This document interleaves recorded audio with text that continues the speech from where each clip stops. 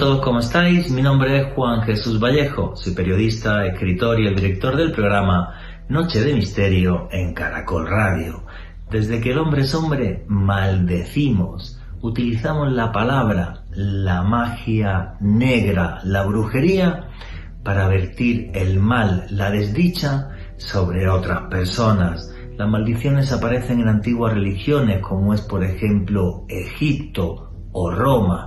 Sin embargo, a día de hoy hay algo muy curioso. Hay diferentes objetos que, por ser precisamente sujetos de estas maldiciones, se han hecho famosos a nivel mundial. Uno de ellos, por ejemplo, es el diamante Hope, que es el diamante más grande del mundo.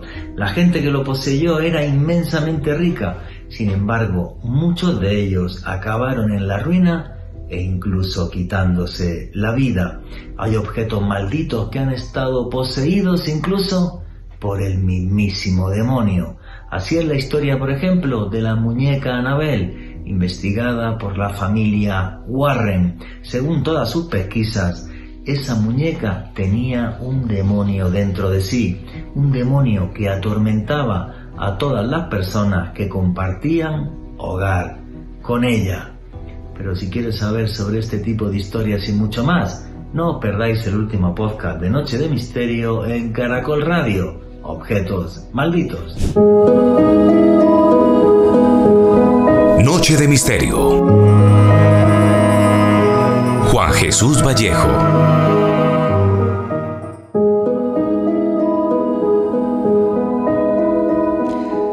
Que levante la mano aquel que jamás en su vida haya odiado a alguien. Me los estoy imaginando ahora mismo a todos ustedes con las manos bien abajo. Y es que odiar es humano. Nos guste o no, podemos odiar por diferentes motivos. Podemos odiar por envidia. Podemos odiar porque hay alguien realmente odioso. Alguien malévolo, maléfico, alguien patético, alguien que intenta destrozarnos la vida. Y es que, por desgracia, la vida humana es un eterno ciclo de amores y odio, de luces y de sombras. Y el odio llega a perfeccionarse a tal punto que podemos llegar a maldecir. Podemos llegar a maldecir simplemente, como dice la palabra, hablando mal de alguien, deseándole un mal, o podemos hacerlo mucho más elaborado, haciendo rituales de la más alta magia negra. El caso es que fíjense hasta qué punto las maldiciones son algo normal, que incluso en la Biblia tenemos un montón de ellas. Y no son maldiciones hechas precisamente por demonios, sino todo lo contrario. Por ejemplo, en el Génesis tenemos como el mismísimo Jehová, como Dios, maldice a la serpiente para que se arrastre eternamente por la tierra. Como Jehová maldice también a Caín después de haber matado a su hermano Abel. Y dice exactamente la Biblia: ahora pues, maldito serás por parte de la tierra, que abrió su boca para recibir de tus manos la sangre de tu hermano. No lo digo yo, lo dice la Biblia, y en concreto le atribuye esta maldición al mismísimo Jehová. Pero no se queda el tema solamente ahí. Nos vamos al Génesis 9:25, y ahí tenemos cómo Noé maldice a su hijo Canaán por haberse burlado de él cuando estaba borracho. Y le dice: maldito seas, Canaán, serás siervo de siervo para sus hermanos. Yo creo que a lo mejor Noé podía haber reflexionado un poco y haber dicho: bueno, pues dejo un poco la bebida o no bebo tanto delante de mis hijos. Pues no. Maldijo a Canaán ad eternam, para toda la vida. El mismísimo Jesucristo. En la Biblia, en el Nuevo Testamento, una vez maldijo. Cuando salen de Betania y Jesús ve una higuera frondosa con sus hojas verdes magníficas, y llega hasta allí y ve que no ha dado ningún fruto, y Jesús dice: que nadie se enfada, obvio, que nadie vuelva a comer fruto de ti. Y cuentan los apóstoles que la higuera quedó total y absolutamente seca. Claro, pues que la maldijo ni más ni menos que Jesucristo. Y esto nos da pie a pensar que si aparece incluso en la Biblia y en textos sagrados muy antiguos, es porque el hombre siempre le atribuyó a las palabras un poder mayor del que imaginamos. Palabras capaces de levantar fuerzas oscuras o palabras capaces también de levantar la luz y los ángeles. El caso es que el tema de las maldiciones a lo largo de todas las culturas y el tiempo no paró de refinarse, porque esto es en la Biblia. Vámonos al Antiguo Egipto. Y en el Antiguo Egipto los mismísimos sacerdotes maldecían por orden del faraón o de diferentes políticos o personajes del pueblo. Y maldecían a tribus o ciudades enteras en rituales muy elaborados. Y maldecían, por ejemplo, a personas y hacían de arcilla, hacían la figura de la persona, la ponían de rodillas, le ponían el nombre en el pecho y la atravesaban, por ejemplo, con clavos de bronce. Y es que cuando uno odia de verdad, es capaz de hacer eso y mucho más. La gran pregunta es, ¿tiene esto realmente capacidad para destrozar la vida de otras personas? ¿Tiene esto la capacidad, y de eso va el programa de hoy, para crear objetos malditos en los que se concentra toda esta maldad? Los antiguos egipcios le tenían tanto miedo a las maldiciones que hubo incluso condenas a muerte por personas que estaban maldiciendo. Hay un papiro que se llama La conspiración del harén, donde la segunda esposa de Ramsés III, Tigi, urgió toda una serie de maleficios con otras personas para acabar con la vida del faraón. Y la broma le costó a Tigi y otras personas, en concreto fueron 28 condenas a muerte. Y es que la magia siempre se ha tomado como algo tremendamente real y muy, muy poderoso. Y esto fue en Egipto, luego en Roma las famosas tablillas de plomo que aparecen con un montón de maldiciones y sortilegios. Y luego llegamos a la Edad Media, donde somos un poco más brutos, diría yo. Entonces todo se hace como mucho más oscuro, ¿no? Y entonces se mete en una bolsita tierra de muerto, tierra que han sacado de un cementerio cercano a algún muerto, trozos de cadáver, pelos del maldecido, su ropa interior o cualquier cosa. A día de hoy yo creo que las que más de moda están son las que hace el vudú, la santería, dentro de la magia negra, con sus famosas muñecas, por ejemplo, de vudú. ¿Y a qué me refiero con todo esto? Que odiar es humano, y por desgracia la historia de la humanidad lo que nos demuestra es que vivimos en un eterno ciclo de amores y odios, de creación y de destrucción. Y yo sí que creo que nos rodean fuerzas invisibles que podemos despertar con la palabra, y que podemos despertar con la palabra y con ciertos elementos mágicos que aparecen no solamente en los textos egipcios, sino en Roma y a través de todas las culturas de la tierra. No hay ni una sola que se libre de esto, del odio. Un odio que estoy convencido que es capaz de concentrarse en diferentes objetos, cuando son también maldecidos a la vez que su propietario. El poder del odio, el poder de la palabra. A día de hoy, por ejemplo, ¿cuántas veces han escuchado ustedes amarres de amor? Que alguien te ame aunque te odie hasta el día que se vaya al infierno. Somos así, no solamente tremendamente egoístas, sino capaces de una maldad que yo solamente puedo justificar si pienso en verdad que existen los demonios, y el poder de ellos es el que mueve nuestras palabras para maldecir objetos cuyas historias, les aseguro, les van a sorprender. Acuérdense de esto, péguense siempre a la luz, aunque es normal como ser humanos que alguna vez odien. Buenas noches, noctámbulos. Mi nombre es Juan Jesús Vallejo. Los que queráis seguirme en redes sociales, mi Twitter es @JuanGVallejo, Juan J. E. Vallejo. En Instagram y en Facebook, Juan Jesús Vallejo. Y esto es otro programa de Noche de Misterio. Y aquí lo que hacemos es periodismo de misterio. Nosotros os ponemos los hechos encima de la mesa y vosotros decidís qué hay detrás y qué no. Y aquí somos una gran familia, la familia del misterio, y por eso ya tenemos un numeral en Twitter que es Misterio Caracol. Repito, el numeral es Misterio Caracol.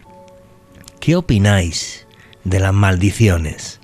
¿De dónde sale tanto odio que es capaz de generar el ser humano? Sabéis que hago viajes de autor. A finales de abril y principios de mayo del año 2025 haré un viaje por España y Marruecos, viendo las antiguas joyas de Al-Ándalus como la Alhambra, la Mezquita de Córdoba, yendo a dormir en un campamento de lujo, en jaimas de lujo, en pleno corazón del desierto del Sáhara, yendo a ver ciudades imperiales como Fez y Marrakech, en un viaje que evoca las leyendas de las 1001 noches. Toda la información de ese viaje la tenéis en la página web www.viajesjuanjesusvallejo.com. Repito, www.viajesjuanjesusvallejo.com, y arrancamos ya sin más dilación. Alejandro Bernal, amigo, compañero, ¿cómo estás? Muy bien, Juanje, un saludo para ti y también para las personas que sintonizan en este momento la señal en vivo de Caracol Radio, y un abrazo para todas las personas que consumen este contenido a través del podcast que publicamos en el canal de YouTube de Caracol Radio. Hoy hablando sobre el poder de la palabra, sobre muñecos, joyas malditas, personas que han vivido auténticas desgracias tras poseer estos artefactos que parecen tener un poder oscuro. Y además, más que el poder oscuro, es lo que le ha pasado a sus dueños. Exacto. Y eso sí son hechos. Exacto. Que es lo que aterra. Pero bueno, hoy tenemos también una entrevista preparada con una persona que hacía muchos años que no veía, Javier Arries, un escritor español que ha sacado un libro, una compilación maravillosa sobre objetos malditos.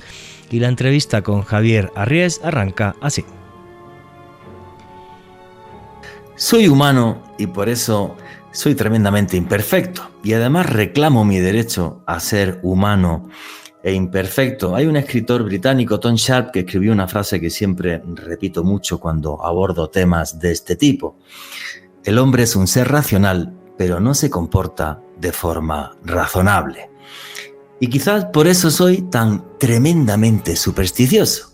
Y voy siempre cargado de amuletos, mis anillos, mis colgantes, los llevo tatuados, porque entiendo que el poder de lo mágico es mucho más de lo que puedo llegar a pensar, de lo que puedo llegar a imaginar. Y hermanarme con lo mágico me hace humano. Y esto no es algo nuevo. Si uno va, por ejemplo, y ve pinturas rupestres en Estados Unidos, en Arizona, o una de las más antiguas del mundo, en Chauvet, en Francia, se da cuenta que desde que el hombre empezó a caminar por encima de la tierra, se hermanó con lo mágico a través de diferentes símbolos.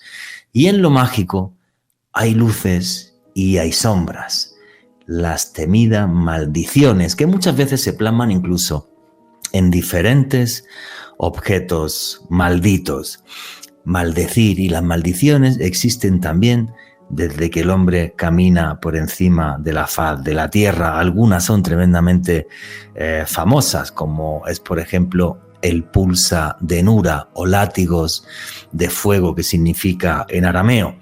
Un rabino israelí de origen sefardí, Yosef Dayan, le hizo a dos señores que eran presidentes de Israel, a Isaac Rabin y el otro, se me acaba de ir el nombre ahora mismo, Ariel Sharon. Y no sé si es el tipo con más suerte del mundo, Yosef Dayan, este rabino, pero el caso es que los dos presidentes de Israel fallecieron. Y además es curioso porque el señor ya lo hizo con tal morbo la segunda ocasión, cuando maldice a Ariel Sharon, que se grabó haciendo la maldición encima de una tumba en Rosh Pinah, en el cementerio de Safed. Y esto fue el récord de audiencia en la televisión israelí, pasando 70 puntos de share. Más del 70% del país vio aquello. Lo mágico nos acompaña desde que el hombre es hombre y lo mágico sigue siendo parte de nosotros. Yo, cuando escucho una entrevista como la que van a escuchar ustedes ahora, ya me aprieto mis amuletos y empiezo a preguntar y empiezo a hablar. Y es que yo tengo un conocido, un amigo que había conocido alguna vez estando por Madrid, que ha escrito un libro que se llama Objetos Malditos. Un libro que podéis encontrar aquí en toda América Latina y en Estados Unidos, podéis encontrar a través de Amazon. Si entráis en Amazon y ponéis Javier Arries, Objetos Malditos, vais a tener mucha más información de la que os van a dar en esta entrevista. Porque, ojo, hay algunos de esos objetos que a día de hoy todavía se pueden seguir comprando. Yo no los metería en mi casa ni loco. Si usted quiere, ya es su voluntad. Repito, pero lo podéis conseguir el libro a través de Amazon si ponéis Javier Arries, Objetos Malditos, en todo el continente americano. Y tenemos aquí el honor y el gusto de tener esta noche, en Noche de Misterio, a el escritor español Javier Arries. Y Javier, te voy a hacer la pregunta que le hago siempre a cualquier persona que pasa por primera vez por Noche de Misterio en Caracol Radio. ¿Quién es Javier Arries para toda la audiencia de Noche de Misterio y de Caracol Radio? Madre mía, pues lo primero, muchas gracias por invitarme a vuestro programa y vaya misterio, yo no sé ni quién soy. Bueno, en principio soy alguien que le gusta mucho la física, ¿no? Y las matemáticas, es decir, mi formación es científica, soy físico, he acabado derivando en el magisterio, doy clases de informática, me encanta la programación, pero me gusta mucho ese otro lado, ¿no? El lado más humanista también me encanta, la historia, la antropología, y a partir de ahí pues me he dedicado un poco a investigar, ¿no? por ese mundo. Y bueno, pues aquí ando entre objetos malditos, benditos, me interesa mucho el pensamiento mágico en todas sus manifestaciones y todos mis artículos, mis obras, pues van por ahí, ¿no? Investigando ese aspecto de lo mágico precisamente. Que tú tienes algunos libros que son clásicos del misterio en España y en Hispanoamérica. Yo leí hace más de 2 décadas un libro tuyo, por ejemplo, que se llamaba El extraño poder de los aojeadores, sobre el mal de ojo, sí, que es un libro que me impactó. Es un libro con una información antropológica que me parece buenísima. Y tienes, por ejemplo, libros de vampiros que se vendieron muchísimo y que eres una referencia en investigar ese tipo de historias. Tienes incluso un blog que yo recuerdo documentarme alguna vez sobre la historia de Petre Toma, el último estacado por vampiro en el año 2004, y en tu blog sí, tú cuentas esa historia como nadie, con lo cual ya pues para mí es un placer que estés aquí. Oye, Javier, ¿qué te impulsó, qué te empujó a escribir este libro, Objetos Malditos? Pues mira, es una cosa que me encontraba precisamente, como me gusta mucho este mundillo de lo mágico, pues he hecho cosas, por ejemplo, con la magia en el Antiguo Egipto, que título de uno de mis libros, y ahí me encontraba que investigando cuál era el pensamiento mágico de los egipcios, pues había maldiciones, ¿no? Maldiciones que curiosamente pues no estaban vinculadas con la magia negra y con la hechicería, sino con los propios sacerdotes, los Geriebet, ¿no? de Egipto. Y allí donde me iba a buscar un poco el pensamiento mágico de esas culturas, pues me encontraba las maldiciones. Y sobre todo en Internet no hacía nada más que encontrarme esas típicas páginas en las que ponían los 10 objetos más malditos, los 5 objetos más malditos. Y ya me entró curiosidad y dije, bueno, voy a ver qué hay detrás de esto, ¿no? Pues me puse a investigar esos objetos, aquello me explotó en las manos, había objetos malditos de todo tipo, de toda clase, de toda condición, me encantó el tema y me puse ahí como un agente del FBI, ¿no? Del FBI buscando asesinos en serie, ¿no? Pues con todos los objetos ahí hasta que conseguí hacer una clasificación de esos objetos y bueno, pues fruto de ese estudio es este libro, ¿no? En el que recojo pues los objetos más conocidos, más famosos. Algunos se habrá escapado, evidentemente, pero bueno, son pues no recuerdo la cantidad exacta, pero recojo más de 100, ¿no? Con creces. Así que es un catálogo muy amplio de objetos de todo tipo. Recoge más de 100 objetos y además clasificados: muñecas, cuadros malditos, joyas, lugares, demonios arqueológicos, sitios arqueológicos y excavaciones arqueológicas.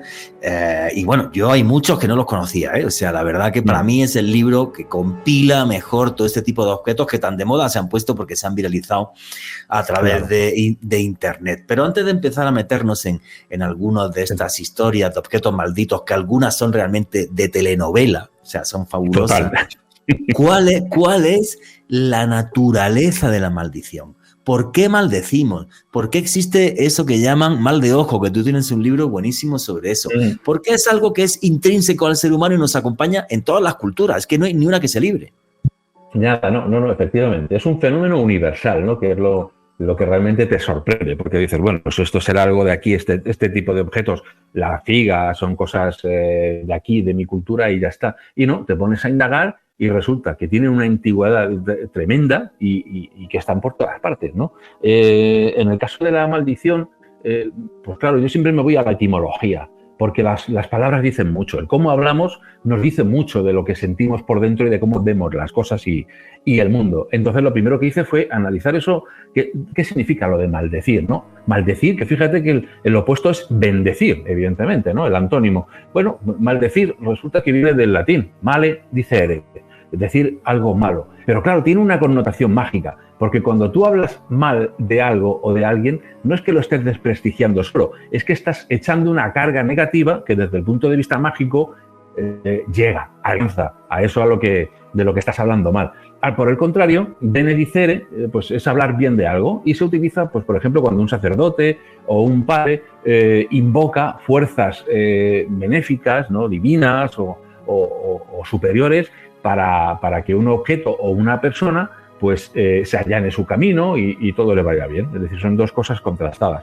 En el caso de la maldición, pues uno encuentra que evidentemente hay varios sentimientos involucrados en ello. Cuando uno maldice, generalmente pues es con la intención de hacer daño a alguien, por ejemplo, por venganza, pero, ojo, porque también curiosamente hay maldiciones legales, entre comillas. ¿Cuáles son esas? Las que envían, por ejemplo, los sacerdotes de cualquier religión. Tú antes comentabas precisamente ese viejo ritual cabalístico que utilizan los rabinos y que utilizan ellos pues para atacar, por ejemplo, pues aquellos que han violado algún tipo de tabú. En el caso de África, por ejemplo, pues para alguien que ha robado o que ha hecho algún tipo de cosa mala para la comunidad, etcétera, y te lo encuentras en todas partes. Los sacerdotes egipcios maldecían, por ejemplo, a los enemigos de Egipto, de modo que esa sería un poco lo que hay detrás, ¿no? Maldecir es invocar una fuerza nefasta, ya sea divina o infernal,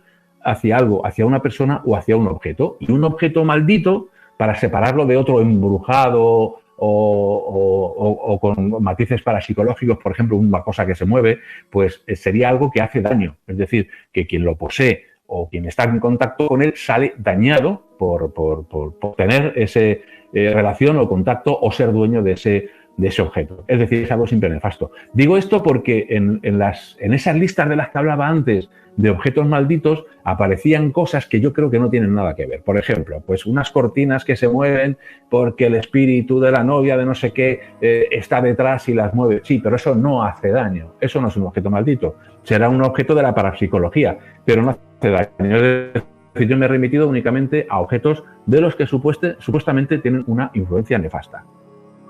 Oye, una pregunta. Maldecir, hay como dos formas, ¿no? O sea, una es, bueno, pues yo maldigo a alguien y le echo una maldición. Y otro ya es cuando esto es mucho más elaborado, como hacían esos sacerdotes egipcios, que intentan levantar a fuerzas del mal y fuerzas sobrenaturales que son pretéritas y están con nosotros desde siempre, como es, por ejemplo, ese pulsa de Nura que levantan Claro. a los ángeles del mal, o me imagino a lo mejor que los sacerdotes egipcios pues podían llamar a Set, que es el demonio en sí, o que tienen, Claro. tienen toda una parafernalia, bueno, ya ahí te digo el vudú o la santería cuando maldices, que tienen toda una parafernalia que es lo que en principio como que nos da más miedo, ¿no, Javier? Claro, sí, sí, porque ahí evidentemente, aparte de la mala leche que le pones, hablando mal y pronto, también está la técnica, ¿no?, del operador o incluso el rango que tiene esa persona. En principio hay maldiciones que solamente se echan pues, en momentos en los que alguien está enfadado y que se sueltan tal cual por la boca, ¿no? Pero ojo, por ejemplo, una de las maldiciones más temidas es la que un padre hace a un hijo, ¿no? Cuando un padre maldice a un hijo, a eso se le teme muchísimo. Tiene que estar muy, muy, muy enfadado un padre como para hacer eso a su hijo, ¿no? Como para maldecirlo, y sin embargo se le teme mucho. Pero claro, luego tenemos esas otras maldiciones que, como tú bien dices, están muy elaboradas, ¿no? Que rozan, pues por un lado tenemos de dos tipos. Tenemos las sacerdotales, ¿no?, las que hablábamos antes, que de hecho, por cierto, en la Iglesia Católica también está, ¿eh? Cuando se excomulga a alguien, es un rito muy elaborado en el que en la excomunión, pues el Papa o el obispo correspondiente está rodeado de una serie de sacerdotes que le ayudan, cada uno llevando una vela, y en un momento dado, después de recitar una serie de imprecaciones, esa vela que representa a la persona a la cual va esa imprecación, esa expulsión, ¿no?, pues se pone boca abajo y se aplasta el fuego de la vela. Tú fíjate que la llama de una vela simboliza la vida de esa persona. Y peor aún, si tú lees lo que se dice en esos textos, en esa oración, pues se le está diciendo que esa persona se le da, por decirlo así, carta libre al diablo, y así se dice,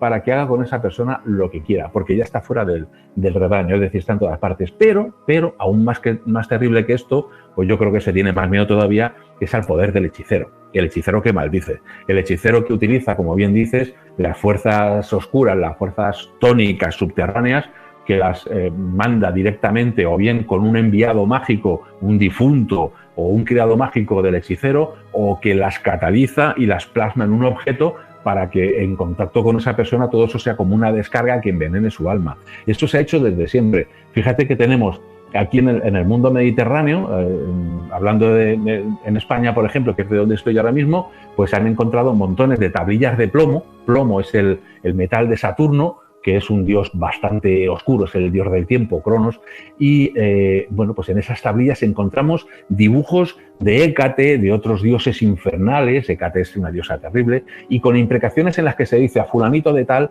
desde el ojo izquierdo hasta el ojo derecho, la nariz, la boca, en algunos casos se dice las tetillas, el sexo, todo, absolutamente todo, hasta la punta del dedo gordo del pie, queda maldito y se lo doy a los demonios. Y todo eso, esa tablita enrollada en plomo, se solía poner en una tumba. ¿Para qué? En una tumba de alguien que había muerto joven, es decir, que no había cumplido su ciclo vital y que había muerto de forma violenta, o se había suicidado, o que había tenido un fin de este estilo. ¿Para qué? Para que esa persona ese difunto fuera a atacar a la persona correspondiente. Eso en nuestra propia cultura. Si nos vamos a otras, pues hay cientos, miles de rituales semejantes cuya descripción, la verdad es que da bastante yuyu, pone los pelos de punta. La verdad que lo de los romanos era una cosa, con lo de las maldiciones en esas tablillas de plomo, y cómo iban detallándote maldigo un ojo y el otro y la nariz y la boca y el oído y no sé qué. Súper específicos. No específico, eran de una crueldad. Yo me estoy viendo una serie ahora buenísima, no voy a decir cuál, aquí en Caracol, lo pondré en mis redes sociales, la mejor serie que he visto histórica desde hace mucho tiempo. Y unas maldiciones y unas vainas que eran así, o sea, es que ya, odiamos, ya. Y cuando uno odia, pues ya, listo. Entonces puedes hacer cualquier tipo de maldad, cualquier tipo de cosa, y sobre todo de palabra, ¿no? Porque en el fondo le tememos a la ley. Gracias a Dios que hay ley, porque si no fuera por ley estaríamos todos matándonos un día detrás de otro. Y nos estaba hablando Javier Arries de lo elaboradas que eran las maldiciones en la antigua Roma, con esas tablillas de plomo donde aparecía cómo era maldecido el sujeto que era bastante bien odiado, por cierto. En fin, bueno, la entrevista con Javier Arries continúa así. No, es terrible, o sea, la intención de pararte un segundito en tu vida, decir, voy a hacer una maldición, voy a contratar a un brujo, lo voy a envolver en plomo, lo voy a llevar hasta una tumba, es un nivel de odio, ¿vale? Sí. Que pone los pelos de punta, sea esto efectivo o no. A mí me da mucho miedo y por eso llevo siempre un montón de amuletos. Alejandro Bernal quería comentar algo. Juanje, aquí viendo el libro de Javier, hay una tablilla de maldición encontrada en Londres cuyo texto dice lo siguiente: maldigo a Tretia María y toda su vida, su mente y su memoria y su hígado y sus pulmones, que se mezclen, y sus palabras, sus pensamientos y su memoria, de modo que sea incapaz de hablar de cosas que están ocultas, que no pueda. Esto se conserva en el Museo Británico, Juanje, impresionante. Sí, ¿sabéis para qué es eso? Esto era muy corriente, este tipo de lo que has leído, bueno, en principio, es algo común en todas las maldiciones. Tú maldices de manera, no sueltas la maldición tal cual, sino que eres muy rigurosa a la hora de poner cada parte del cuerpo, desde un pelo de la cabeza hasta las uñas de los pies, todo eso lo vas maldiciendo. En todas las culturas no he encontrado lo mismo. Y en concreto, esta tablilla, se hacía mucho, sobre todo en los juicios, ¿no? Lo que pretendían con esto era que las criaturas infernales, los dioses infernales a los cuales pues se le enviaba a esta persona, durante el juicio, cuando tuviera lugar el juicio, en un juicio, por ejemplo, pues entre dos personas, cada una litigando por lo que sea, no pudiera hablar, que su lengua permaneciera callada, y si sabía algo, como se menciona ahí en la tablilla, algún secreto, que no pudiera contarlo, ¿no? O sea, tú fíjate, también hay muchas tablillas de estas, curiosamente, ya ponemos aquí un punto por lo menos divertido al tema, entre gente que competía entre sí en los negocios, por ejemplo, taberneros. Hay montones de tablillas de taberneros que maldicen al resto de los taberneros de su ciudad para que no tengan clientela. O sea, era una cosa usada casi del día a día. Pero es magnífico porque tu libro lo que tiene es un contenido antropológico que nos enseña, por desgracia, cómo somos, y somos tremendamente envidiosos. En vez de decir, voy a poner mejor vino que el vecino y mejor carne que el vecino o lo que sea para que mi taberna venda más, no, al otro que le fastidie, pues que yo sí, perfecto. Los seres humanos somos así, por eso lo voy a maldecir, en lugar de hacer algo mejor lo maldigo. Esto es. Somos tristemente, lamentablemente somos así. Ya te digo, yo disfruté mucho leyendo el libro de Javier Arries hace muchos años sobre el poder de los aojeadores, y me he disfrutado mucho leyéndome diferentes párrafos también de este libro, porque en el fondo es un libro que refleja cómo es la naturaleza humana, por encima de hablarnos también de estos aspectos mágicos. Oye, Javier, si te parece, vamos a empezar a meternos en materia con algunos de estos objetos que has catalogado. Todos los que queráis más información de estos objetos, sabéis que tenéis en todo el continente americano. Si entráis en Amazon, buscáis Javier Arries objetos malditos y tenéis la historia de todos, que son auténticas telenovelas. De algunos me parecen incluso muy divertidos, aparte de lo luctuoso que nos cuentan. El primer epígrafe que tienes en el libro nos habla de muñecas. Yo, por ejemplo, tengo que decir una cosa. A mí las muñecas de porcelana, que hay gente que le encantan, muy respetable. A mí me gusta, por ejemplo, ver los fines de semana partidos de rugby, que son 30 tíos pegándose a tortas, es lo que he hecho toda la vida. Y es mi gusto y ya. A mí las muñecas de porcelana, respeto súper a toda la gente que le gustan. A mí me parecen la cosa más tétrica y horrible del mundo. Me ponen los pelos de punta y soy calvo. O sea que con eso os lo comento todo. Sí, yo nada más ni siquiera sé dónde viene la tradición de hacer ese tipo de muñecas de porcelana, pero me parece una cosa terrorífica. Y tú hablas de una que se ha hecho inmensamente famosa, pero bueno, no es de porcelana esta muñeca, ¿vale? Sí me gustaría que me comentaras algo también de las muñecas de porcelana, ya que te he dicho, pero tú hablas de la historia de una que se ha hecho tremendamente famosa, de la que se ha hecho una película, porque esta muñeca parece que era la cosa más terrorífica del mundo. La investigan dos señores que se hacen muy famosos, una pareja que son los Warren, que es Annabelle. Y te quería preguntar, hombre, un poquito por lo de las muñecas de porcelana, ya que te lo he dicho, a ver si es cosa mía o realmente hay algo más sobrenatural en eso, y por el tema de Annabelle, que se ha convertido en una estrella del rock satánico, por decirlo de alguna forma. Totalmente. Pues mira, te cuento en principio, para quedarte tranquilo, para que te quedes tranquilo, decirte que conozco a una inmensidad de personas que les pasa lo mismo. en unas variantes o en otras. Y otros que ni muñecos de porcelana, ni muñecos de trapo, ni muñecos de nada. Es una fobia, se llama pediofobia. Y es muy habitual, ¿eh? En un grado mayor o menor. Es decir, hay gente que puede soportar estar en un cuarto de muñecas y hay gente que realmente que lo pasa mal y hay que sacarles de allí porque les entran sudores fríos y se ponen realmente malos, enfermos. Es decir, es algo que está ahí, es una fobia inconsciente y que además pues, ha producido trabajos muy pues, de gente como Freud, ¿no? que en un artículo que hizo él, Lo Siniestro, empezó a tratar de investigar este miedo a las muñecas. Y hay, para que veáis, porque este miedo a las muñecas se está tecnificando y lo vamos a tener como algo tecnológico. ¿Por qué? Acordaros de estos robots que están, la robótica está avanzando de una manera brutal. Los japoneses nos muestran unas cosas que realmente para algunos serán una maravilla, a otros que tienen este tipo de cosas les darán más miedo. Hay un señor japonés, Masahiro Mori, que tiene una teoría que es la teoría del valle inquietante o espeluznante, que dice que cuando tú dibujas o haces algo que se parece a nosotros, nos causa simpatía. Cuando haces una muñeca de trapo que no se parece mucho, pues tiene cierta simpatía hacia el objeto.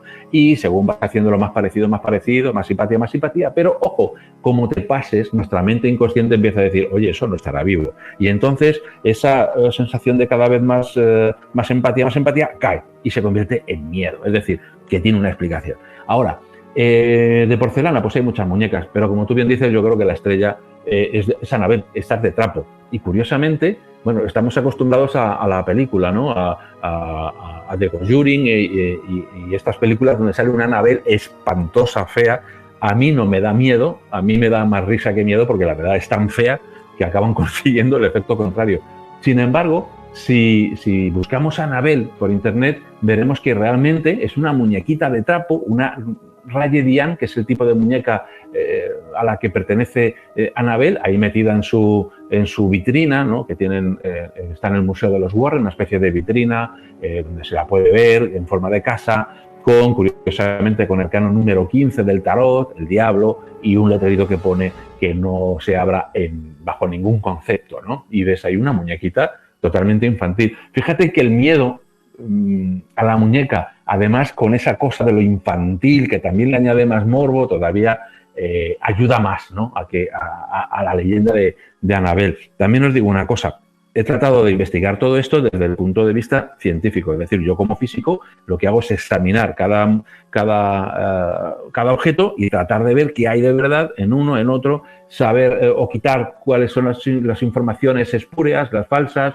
qué cosas son verdad, dónde puedo encontrar realmente datos en periódicos, etcétera. De Annabelle no hay forma de rastrearla hacia sus protagonistas. Nadie consigue saber quiénes son realmente sus protagonistas para saber lo que dicen ellos, ¿no? Pero vamos a describirlo. El caso empieza en 1970. Ya tiene su edad, ¿no? Y aparece descrito en un libro que es The Demonologist, ¿no? El demonólogo, de Gerald Brittle. Ed Warren, el hombre del matrimonio Warren, Lorraine era su mujer, él era demonólogo, o se hacía llamar demonólogo, mientras que Lorraine era la que hacía un poco de psíquica, de vidente. Bueno, al tema de la cuestión. Donna y Angie son dos estudiantes de enfermería que viven juntas y va a ser el cumpleaños de Donna, estoy hablando de los 70, entonces la madre de Donna le regala una Raye Diane, una de estas muñecas que fue muy popular en ciertas décadas en los Estados Unidos para su 28 cumpleaños, ¿vale? Entonces está ahí bien, una muñeca muy bonita, Donna la coge y la pone en la cama, pero cuando vuelven de estudiar, cuando vuelven a casa, dicen que ha cambiado de postura, les parece que ha cambiado de postura, se lo toman un poco a broma, la vuelven a colocar como estaba, pero más adelante empiezan a aparecer una serie de mensajes escritos en pergamino, esto ya es curioso, porque el pergamino es además el elemento mágico donde se hacen los talismanes para bien y para mal, ¿no? En magia ceremonial, no son hojas de libretas cualquiera.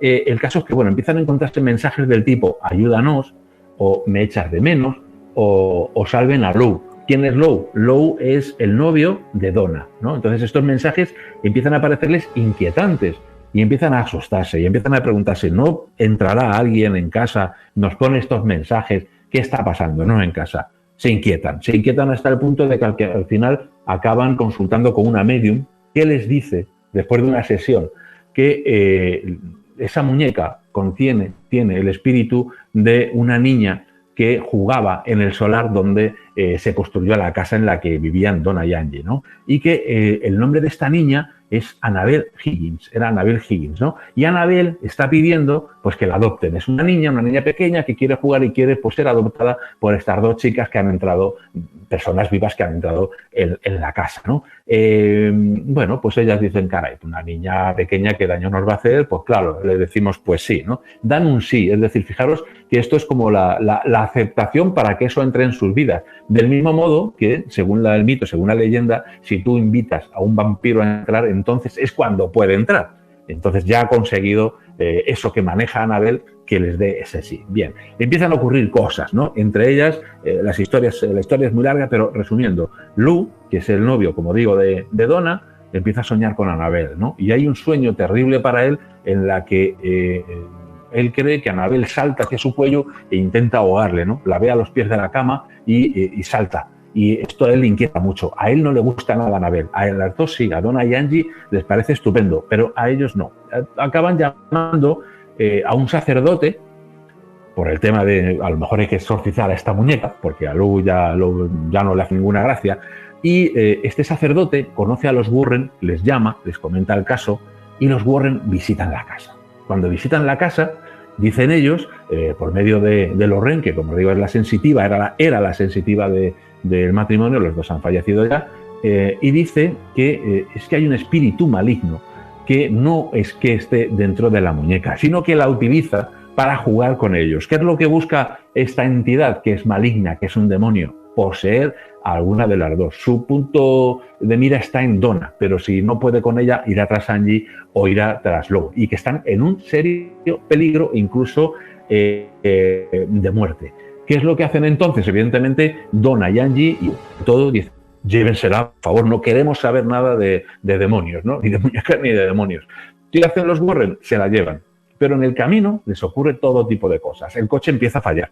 Tienen una serie de pequeños accidentes. En un momento dado, asustados, se baja Ed Warren, se baja y como siempre llevan agua bendita, este matrimonio llevaba siempre de todo, ¿no? Por el tipo de casuística que investigaban y que estudiaban, y lo que hace es rociar a la muñeca en agua bendita, consiguen llegar a la casa, la ponen en unas escaleras, la muñeca empieza a moverse, a caerse, al final se preocupan y lo que hacen es vamos a tener que encerrarla y vamos a tener que meterla en el sótano de la casa, y allí la pusieron con esa urna de cristal, con ese mensaje de no abrir, pero aún así había incidentes. Recordemos eso, que los Warren tenían un museo, el Museo Warren, que está en Connecticut, allí en su casa, que se podía visitar, y pues hay gente que ha ido a visitarlos y que cuenta todo tipo de incidentes con Annabel, ¿no? Uno de los más, hay muchos, pero por contar uno solo, pues una pareja de motoristas, un chico y una chica, se llegaron hasta allí, vieron el museo, el chico empezó a meterse con Annabel diciendo, ¿tú qué vas a hacer? Que tú no tienes fuerza para nada, anda, métete conmigo, lo típico.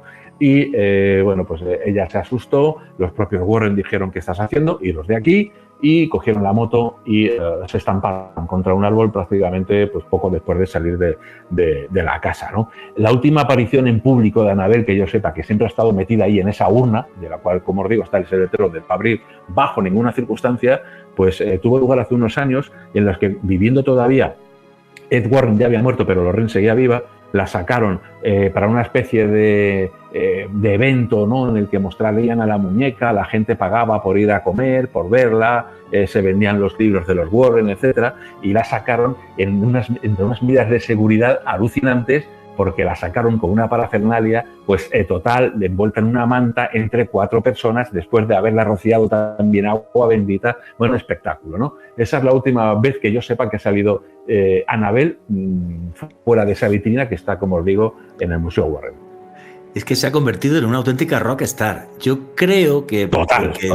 Claro, porque nunca habíamos tenido información así de muñecos malditos con una historia, y además, para mí, lo que más miedo da cuando uno quiere dar terror, yo te puedo asustar o maldecir y tal, pero si metes la palabra demonio, el miedo sube al infinito, porque yo creo que es ancestral.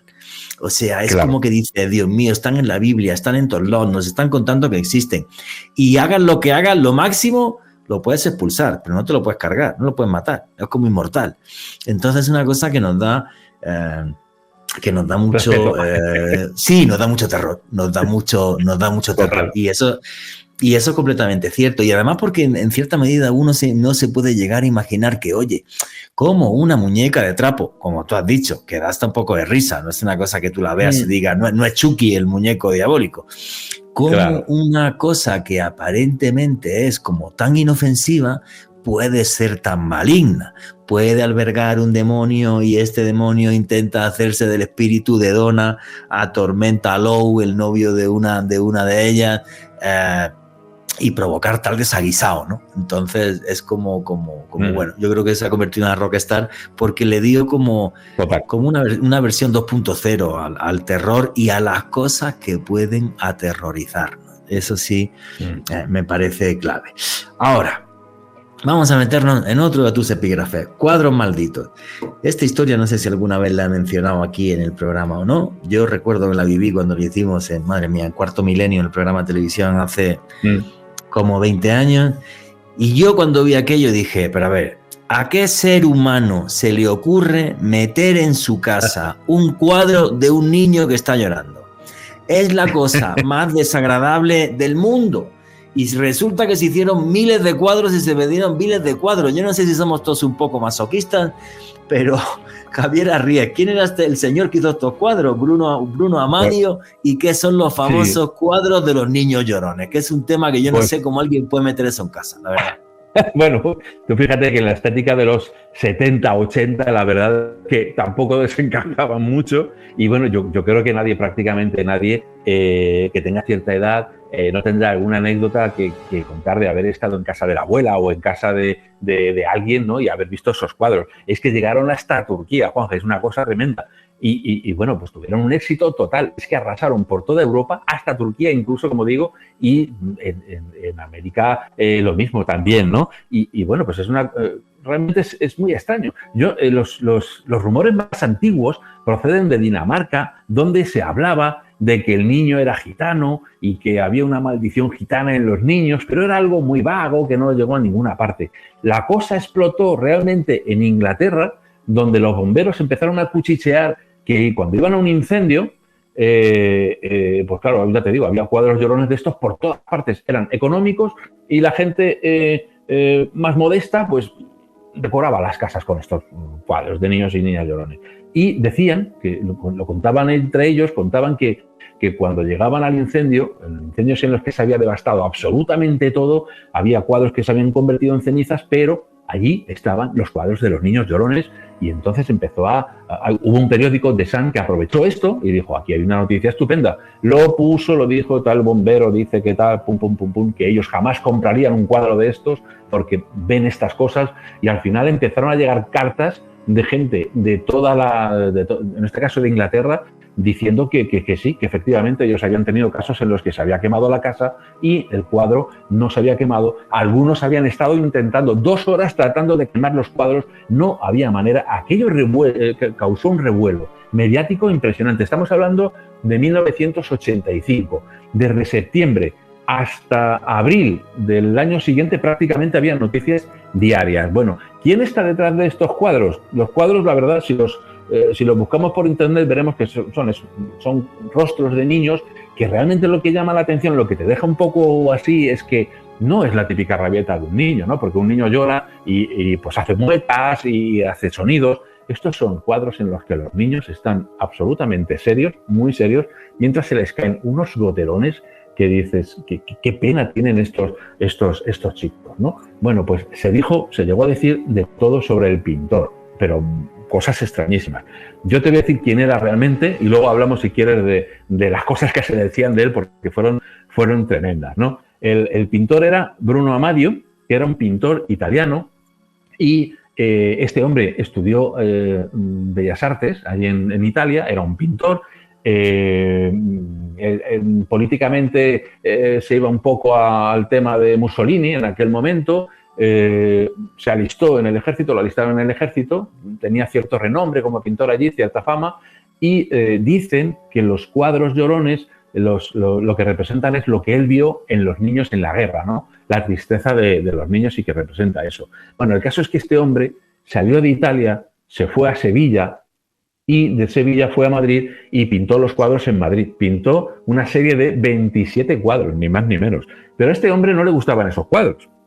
Este hombre pues tenía un estilo propio, un estilo pues más artístico, ¿no? Pintaba de todo, pintaba bodegones. Yo encontré en un libro que encontré por ahí indagando mucho para saber quién era, encontré un libro en el que aprecia pues un retrato de una mujer con un arco, es decir, nada que ver con niños ni nada que nada. Pero un comerciante le dijo, si pintas esto, posiblemente vas a tener éxito y tal. El caso es que lo tuvo y el hombre, ya sabes que la mayoría de los artistas, muchos de ellos, pese a lo buenos que puedan ser, muchos de ellos pues se mueren de hambre.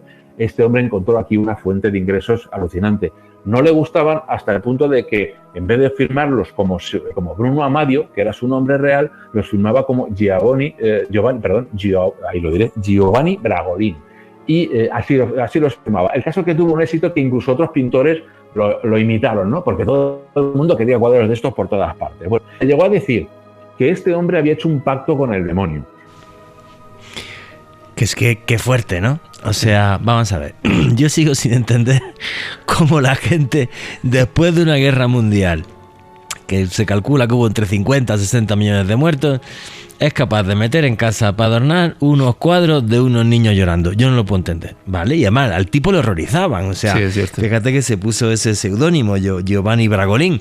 Pero los cuadros de los niños que lloraban le dieron la oportunidad de llegar a fin de mes. Es que es una historia súper loca. Súper exitoso, Juanje, y sobre todo me parece bastante mal gusto había en la gente que compraba ese tipo de cuadros. Yo no lo puedo entender. Sinceramente, me parece que no solamente generan un mal rollo, sino porque es un niño llorando, pero no solo llorando, angustiado. Eso, triste, angustiado, harapiento, tal. Es como...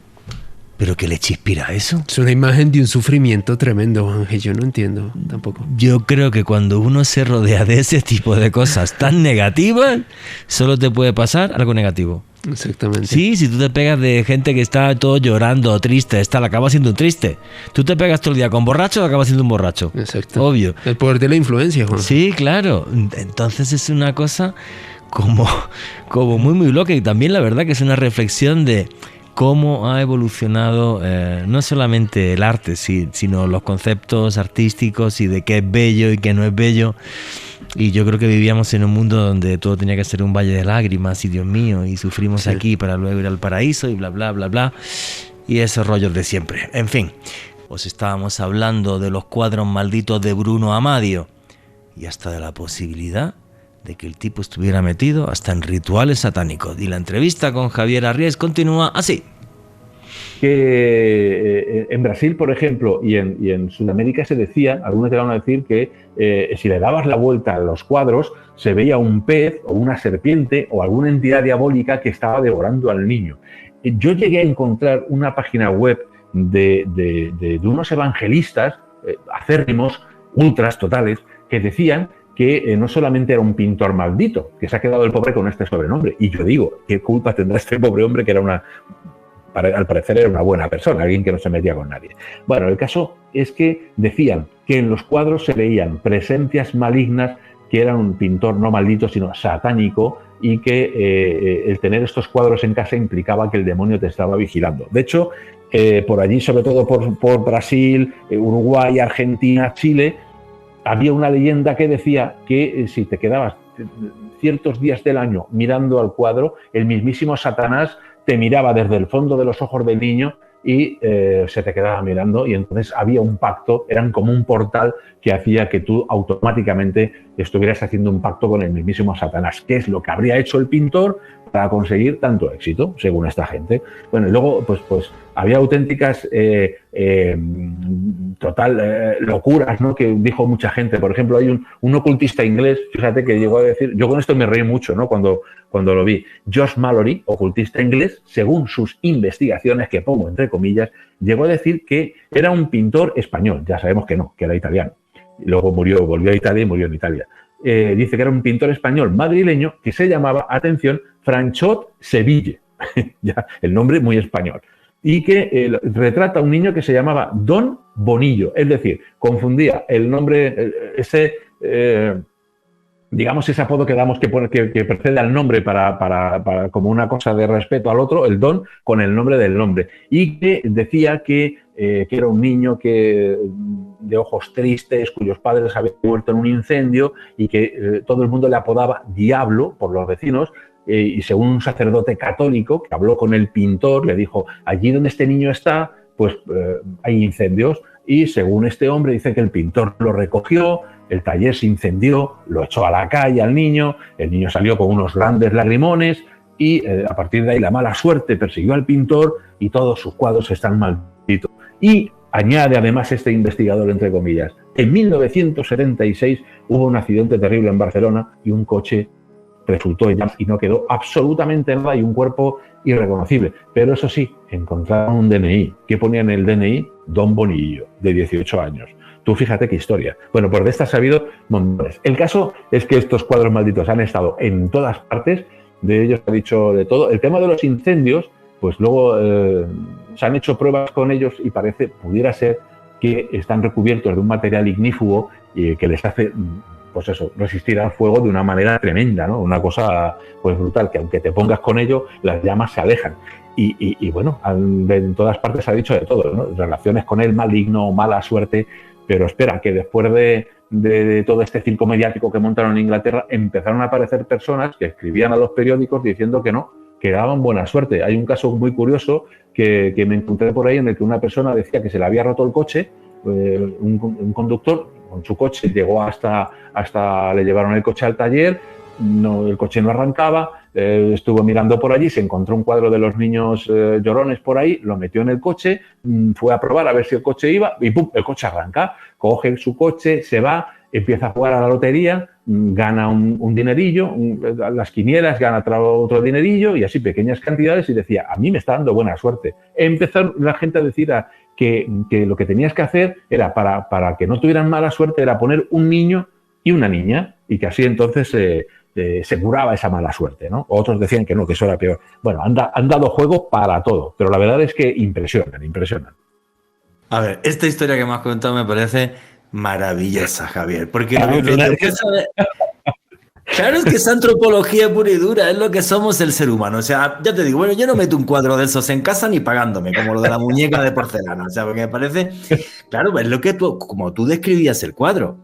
No es que sea un niño llorando, el niño tiene una cara de angustia y de ansiedad que dice, Dios santo, ¿qué le pasa a este pobre niño? Entonces jamás podré entender cómo a este tipo en Madrid le dice, no, pinte usted esto, que resulta que va a ganar una plata larga leche y la ganó. O sea, a la gente le gustaba esto, no sé si son masoquistas o algo, que yo no lo puedo entender. Con todos mis respetos a los que les gusten estos cuadros, todo mi respeto, a mí me parece una cosa terrorífica, porque más yo soy de los que piensan que si te rodeas de cosas oscuras, esa oscuridad te va a llegar y si te rodeas de cosas angustiosas o tristes y estás todas las mañanas, te levantas y ves el cuadro de un niño llorando, pues a ver. Te afecta, evidentemente. Sí, claro, pues, te afecta pues porque creo que somos humanos, pero fíjate, los gustos tan distintos. Estos cuadros se pintan como en los años 20, creo, algo así, del siglo pasado, ¿no? Y es increíble cómo este tipo le va bien. Y ya te digo, lo he flipado.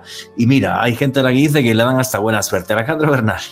Juanje, una persona que sumó más elementos a este misterio detrás de los cuadros de los niños que lloraban fue el bombero británico Peter Hall. Este hombre llegó a brindar unas declaraciones en el diario The Sun donde comentaba que había estado en varios incendios donde literalmente en las casas se encontraba todo calcinado menos un cuadro del niño llorón, que eran muy populares en aquel entonces en la Londres de la década de los 80 y en otras partes de Gran Bretaña como Yorkshire, y que literalmente sumaron más elementos al misterio de estos cuadros de niños llorón, Juanje. Sí, no, es que es una cosa... Así empezó el tema. Y fijaros que los bomberos tuvieron mucho que decir, pero fue muy curioso cuando se montó esta historia y ya todo el mundo tenía mucho miedo. El propio periódico The Sun les dijo a los lectores, mandadnos todos nuestros cuadros, deshaceros de ellos. Se les llenó la redacción No había sitio ya prácticamente, los periodistas iban entre montones de cuadros. Al final hicieron una hoguera impresionante y montaron un circo también de narices. ¿Sabéis cuándo lo hicieron? El 31 de octubre, es decir, el 1 de noviembre. Y mandaron fueron 2.500 entre cuadros y piezas de Niño Llorón. 2.500. Eso es. Dos mujeres, dos chicas de buen ver, dos modelos, ligeritas de ropa, empezaron a echar los cuadros en la hoguera, mientras un fotógrafo de San hacía fotos.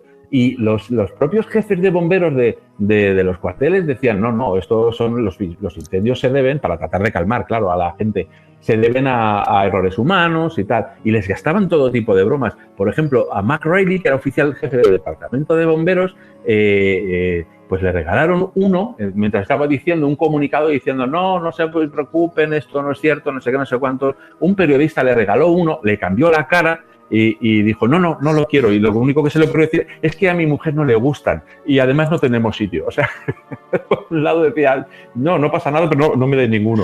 E incluso al propio redactor jefe, a Kevin Mackenzie, el editor de The Sun, que comenzó todo este tema, pues le hicieron una broma. Él tenía encima de su cabeza un cuadro de Winston Churchill en su oficina. Bueno, pues le cambiaron un día el cuadro por uno del Niño Llorón y el tío se puso pálido y salió fuera enfadadísimo diciendo que quitaran aquello porque literalmente traía mala suerte. Y él iba de escéptico, o sea que por si acaso, en fin, le dieron mucho juego. Pero eso que has dicho es que es genial. No, yo soy escéptico. Toma, llévate el cuadro. No, a mí no me lo des. Eso es súper humano. Yo me he encontrado un montón de escépticos. Sí, yo me encontré un montón de escépticos que le digo, bueno, yo si quieres te traigo una cosa de Egipto así, bien, que tenga un rollo así, bien satánico, bien tal, una representación del dios Set ahí. No, a mí eso no me lo traiga, no me lo ponga.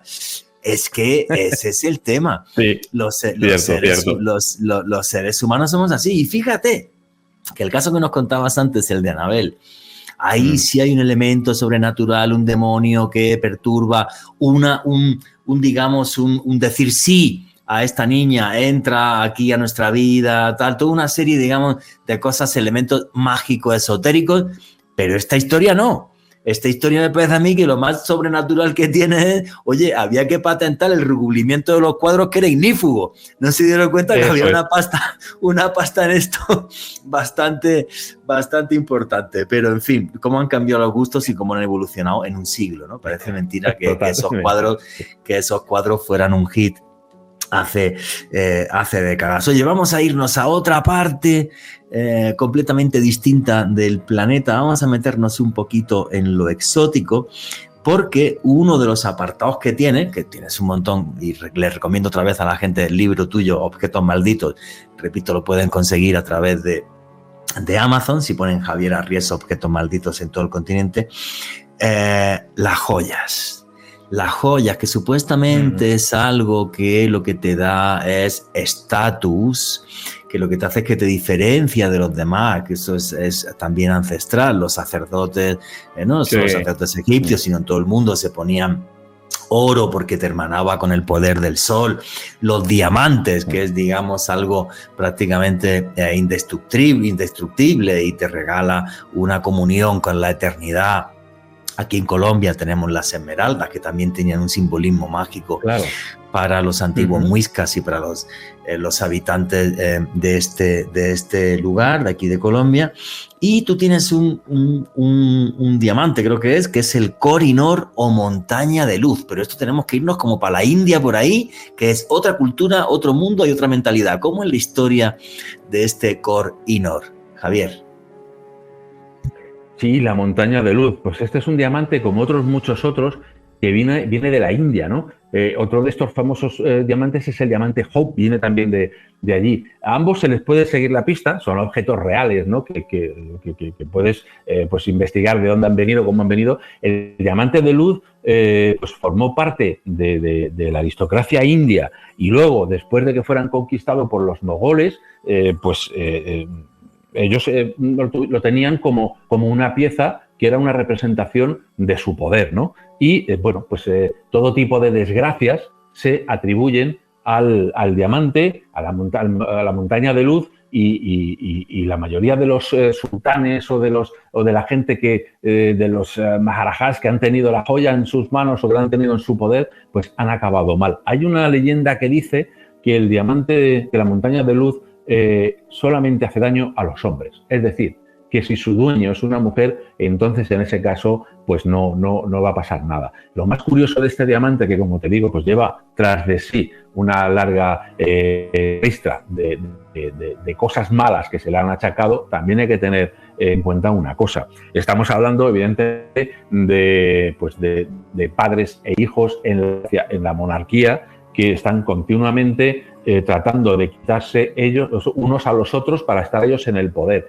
Una serie de intrigas palaciegas que eso es una locura. Con lo cual, evidentemente, el diamante va pasando de unas manos a otras rápidamente y de manera sangrienta. Con lo cual, se le achacaba la mala suerte justamente a eso, ¿no? A la posesión del diamante. Pero es que además entre las dinastías mogoles esto era algo muy habitual. Es decir, tú no te podías fiar ni de tus propios hijos, ¿no? En el libro cuento algunas de estas peculiaridades, ¿no? de las familias de los aristócratas mogoles. Lo curioso de esta historia es que, pues como todo, en la India acaba siendo colonizada por Inglaterra y acaba en poder pues de la reina Isabel. Acaba pues, siendo parte de las joyas de la corona. Y es ahí cuando dicen que como ahora está en manos de una mujer, entonces ya no tiene ningún efecto maligno. Está puesto en la corona, en esa corona, y muchas veces lo habremos visto en las ceremonias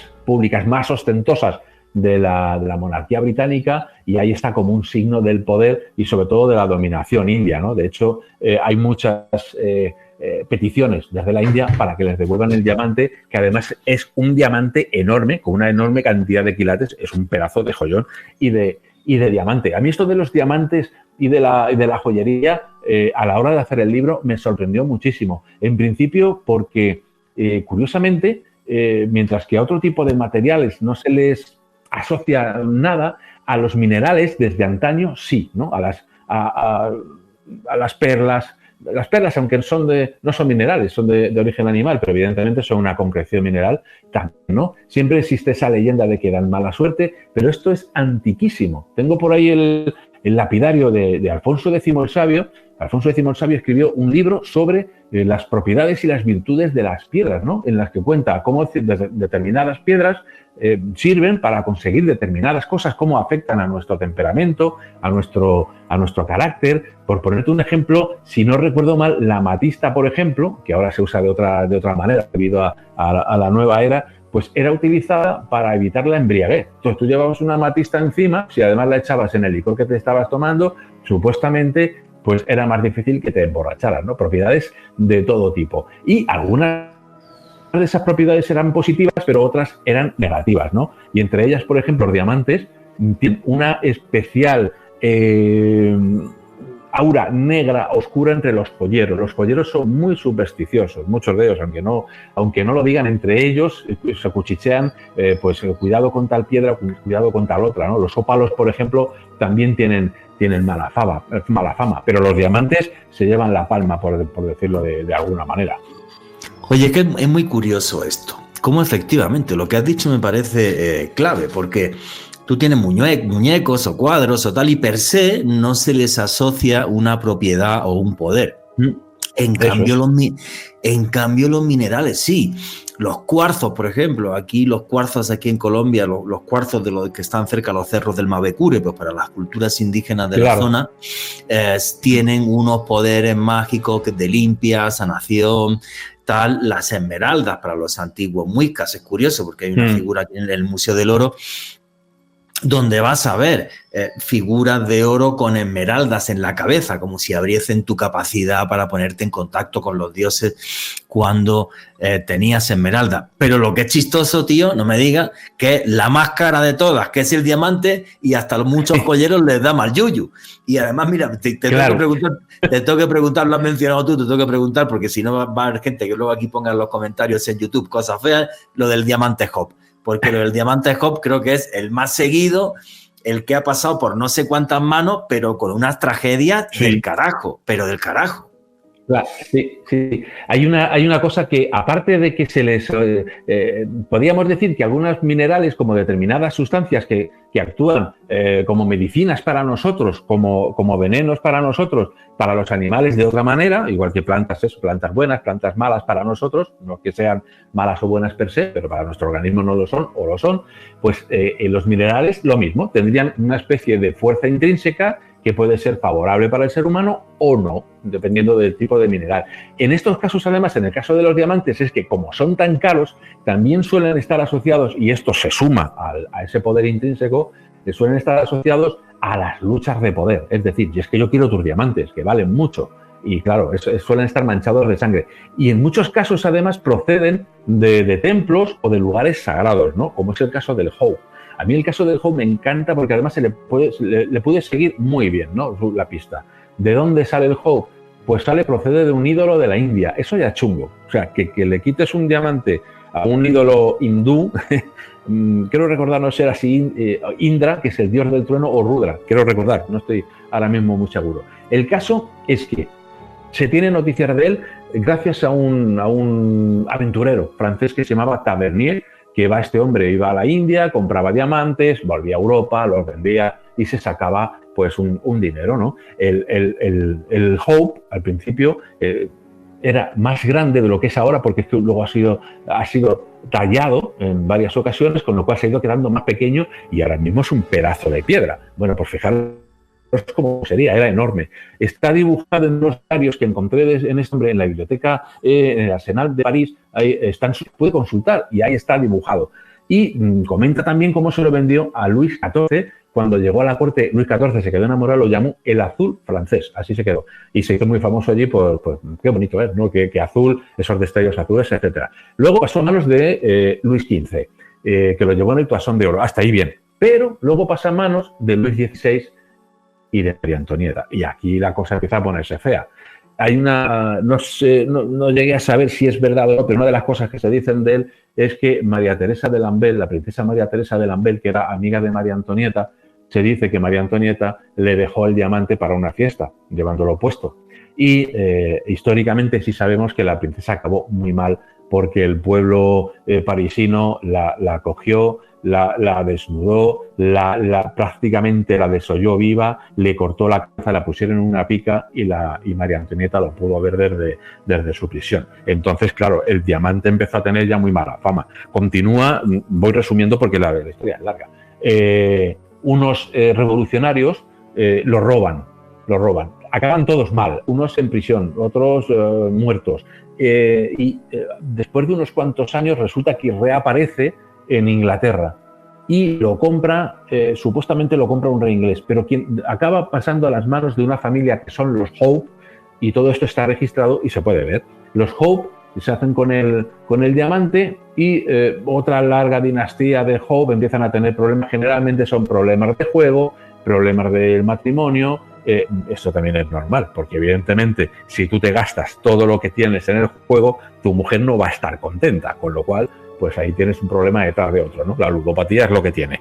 Bueno, pues el caso es que todo esto va de mano en mano de los Hope hasta y todos van acabando mal hasta que es vendido. Hay unos problemas con el diamante, unos lo quieren, problemas de herencias y lo venden. Acaba en manos de un joyero, de Simon Frenkel, que es un tratante de diamantes neoyorquino, y este hombre empieza a tener problemas económicos desde que lo compra. Así que la prensa que estaba al tanto empieza a decir, este diamante tiene mala suerte. Además empiezan a enterarse de las cosas que habían pasado en Inglaterra. Y desde entonces lo llaman el diamante hoodoo, así lo llama la prensa. Como sabéis, el hoodoo es la variante del vudú que se practica en Luisiana, en el sureste de los Estados Unidos, es decir, el diamante maldito, por llamarlo de alguna manera, ¿no? Este hombre, Simon Frenkel, que después de comprar el diamante, como os digo, empieza a tener problemas económicos, que esto es algo que vale atrás siempre, algunos por el juego, otros por malas inversiones. El caso es que se van arruinando todos. Bueno, pues se lo vende a Selim Habib, un coleccionista, el cual se arruina a su vez y se lo vende a otro joyero francés. El Washington Post, es el famoso periódico estadounidense, pues pone un titular en el que dice que el diamante Hope atrae la desgracia a todos sus poseedores. Y esto empieza a alimentar la leyenda del Hope. Acaba también en manos, se lo vende este hombre también a Pierre-Camille Cartier, ¿no? El famoso joyero francés. Y este joyero se lo vende a su vez a una pareja que en Estados Unidos tenía, bueno, pues llenaba las páginas de las revistas del corazón, por decirlo así, que eran los McLean, ¿no? Evelyn y Edward B. McLean. Bueno, fijaros en lo que ponen, lo compran el diamante y os dicen que no tienen ningún tipo de problema con él, no son supersticiosos. Mientras todo esto ocurre, la prensa se había inventado personajes, yo los he oído en el libro, los voy diciendo, no, esto no es cierto, esto no es cierto, esto sí, esto no. Se inventaron personajes a los que le habían pasado todo tipo de desgracias, mezclándolo con datos reales, ¿no? Se crea esa leyenda. Bueno, esta pareja lo compra y hay una cláusula en la que dicen que si les ocurre cualquier fatalidad, si les pasa algo a la familia, entonces en un plazo de 6 meses, si les ocurre algo, el diamante será cambiado por una joya de valor equivalente. Es decir, son escépticos, pero oye, añaden esta cláusula, ¿no? Bueno, pasa muchos años. ¿A quién se le ocurre quitarle un diamante a un dios hindú? Yo es que no se me ocurre. Aunque bueno, si el diamante es muy gordo y no tengo plata y piensa que no me pillan, sí que lo robo. ¿Para qué no te voy a decir que no? Pero... Aunque nada más y nada menos que el diamante le pertenecía a la diosa Sita dentro del panteón hindú, la consorte de Vishnu, a la cual se le atribuyen también una serie de maldiciones y cosas bastante complejas. Así que imagínate contra esas fuerzas oscuras que ellos estaban intentando evadir con este diamante. Dios santo, y ahí está en un museo y ahora nos va a contar Javier Arries el final de la historia del diamante Hope. En fin, nos estaba narrando Javier Arries la historia del diamante Hope y la entrevista con Javier continúa así. Los McLean juegan con el diamante, incluso se ríen de él, hacen bromas y chistes con él. En las fiestas pues lo sacan de una manera bastante temeraria, los ponen a que lo roben. Bueno, una serie de historias. No pasa nada durante unos años, pero atención, 1919. El diamante lo compran en 1911, pero a partir de 1919 esta gente vive un horror. Su hijo mayor, Vincent, de 9 años, pues sale el niño a jugar y es atropellado por un coche. Después se divorcian porque el marido es infiel y a ella además también la estafan mientras se está divorciando. En 1945 Evelyn encuentra muerta a su hija, que ha muerto por sobredosis, dicen, accidentalmente por haber tomado demasiadas pastillas para dormir. Suena que fue un suicidio. No se queda ahí la cosa. Su otra hija se divorcia también. Su nieto y su nieta también se divorcian. Les van mal en su matrimonio. Fijaos que el diamante ya tiene fama de que acaba con los matrimonios y acaba con las fortunas, ¿no?, de sus poseedores. El caso es que todavía siguen más cosas. Edward McLean se acaba arruinando y acaba siendo declarado demente, es decir, enloquece. Lo internan en un hospital psiquiátrico por vida, donde muere el hombre, y al final, pues esta mujer ya también harta, acaban vendiendo el diamante, les compran todas las joyas a los McLean, problemas económicos también, y lo donan en 1958, lo donan a donde está ahora mismo, que es el Museo Nacional de Historia Natural del Smithsonian Institute. Va a verlo muchísima gente, pues en cantidades prácticamente similares a los que van a ver la Gioconda en París, ¿no?, al Louvre. Y ahí está. Dicen que ahora lo puedes mirar sin que te pase nada, porque como ya es de una institución pública, ya no es de nadie en concreto, pues no pasa nada. Solamente actúa sobre los propietarios. Como ya no tiene un dueño real, pues aunque lo veas, pues no te pasa nada. Pero ahí está, y es una de las cosas que van a ver la gente al Instituto, al Smithsonian, de cabeza. Sí, claro, pero es que no me extraña. O sea, vamos a ver, que esta historia me ha dejado flipando, yo no la conocía con tanto detalle. Lo primero, los McLean se equivocaron en la cláusula de 6 meses. Tenían que haber puesto por lo menos 10 años, algo así. Ahí yo creo yo creo que se equivocaron. Luego no entiendo que con problemas económicos ¿lo donaron o se lo vendieron a la Smithsonian? Esa es mi duda, Javier. No, eso fue vendido. Fue vendido a un comerciante neoyorquino que compró, como tenían problemas económicos, lo vendieron, ya pues prácticamente esta mujer, Evelyn, ya su marido pues metido en una institución psiquiátrica, ya prácticamente con su fortuna pues muy ya bajo mínimos, como quien dice, lo vendió a este comerciante, que fíjate, vendieron es que todas las joyas. Y este hombre, este comerciante, lo donó al museo, ¿no? Probablemente diciendo, yo no quiero esto, me quedo con todas las joyas de los McLean, que he hecho una buena oferta y me las han vendido, pero esto lo dono al gobierno y que sean ellos hacer lo que les dé la gana. Es lo que me parece más loco, que un comerciante de joyas, el mayor diamante del mundo, lo diera ahí de gratis. Me acabo de quedar en shock. Alejandro Bernal quería comentar algo. Y ese comerciante neoyorquino se llamaba Harry Winston, quien donó esta joya al Museo Smithsonian, pero lo más alucinante de esta historia, Javier, Juanje y oyentes, es lo que le pasó al cartero que llevó esa joya hasta el Smithsonian. Este cartero se llamaba James Todd, un hombre de 34 años, pues este hombre entregó esta joya en el Smithsonian y un año después le sobrevino una serie de desgracias. Un camión le aplastó la pierna, posteriormente estuvo involucrado en un accidente automovilístico, unos meses después su mujer falleció de un paro cardíaco y su casa fue víctima de un incendio. Juanje, James Todd, de 34 años, este cartero que a propósito posteriormente brindó una entrevista al diario Washington Post comentando todos estos sucesos, y desde luego fue como la última gran víctima de este diamante Hope.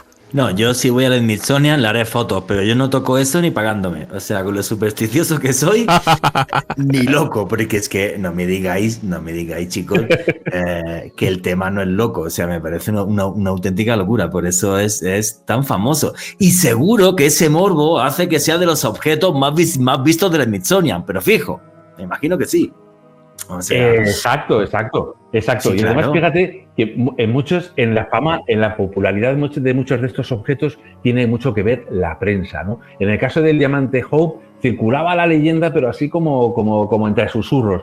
Pero cuando la prensa se hace eco de que el primero de esos comerciantes estadounidenses se arruina, dice el diamante maldito. Y a partir de ahí, bueno, hay un montón. Tuve que hacer una buena criba de datos, porque algunos periódicos directamente se inventaban gente a la que les había pasado todo tipo de errores y mezclados con gente a la que sí realmente había tenido el diamante y le habían pasado cosas también. Parece increíble. Al final los más serios somos los que hacemos periodismo de misterio. La prensa en general cada vez me da más miedo. Manda bemoles el tema. Manda bemoles. Oye, no hemos comentado ningún objeto de allí de España, donde estás tú ahora, de donde yo soy oriundo, aunque ahora mi casa es Bogotá, aquí Colombia.